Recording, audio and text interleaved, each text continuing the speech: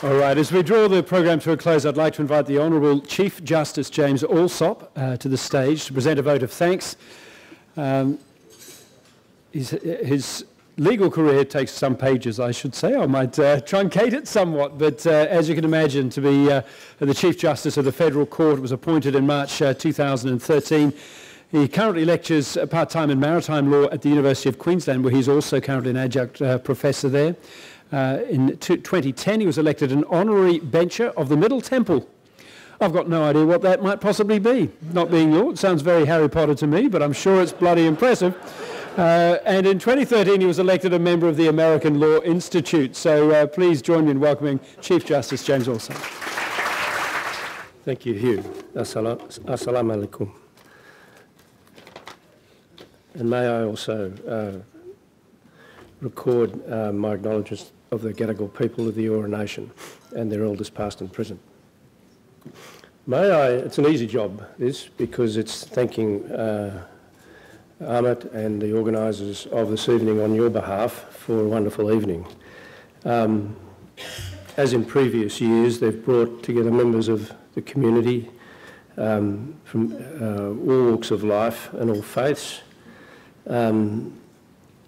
to enjoy conversation, to enjoy friendship, and to enjoy these things in a spirit of understanding. Thank you also on your behalf to all the marvellous performers we've had tonight who've delighted us with their singing and their music and brought us such joy. It's one of the great privileges, and it is a privilege, of living in Australia, in multicultural Australia, is observing and experiencing the way in which groups of Australians, as they come, feed the intellectual life of this country. Different perspectives enriching the language with which we imagine and engage with ideas within our own society and the wider world. In particular, the sharing of traditions, be they cultural, religious or artistic, which breathes new energy into, if one likes, the calligraphy of our national thinking. And this process weaves bonds of imperceptible strength into the fabric of our society, notwithstanding what some might say. It is a strength that we gain from each other, and we gain it because that strength is founded on fairness, on the recognition of human dignity, mercy, and the integrity and equality of the individual as part of a whole community.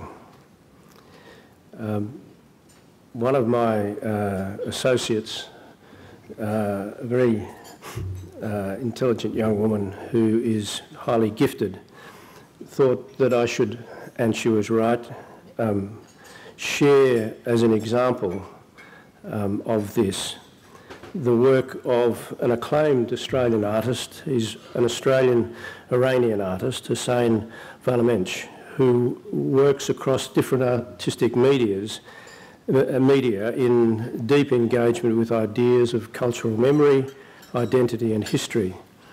He had a recent calligraphy show at the Art Gallery of New South Wales and included a work where he used natural materials from his home in Australia to form poetry in Farsi script.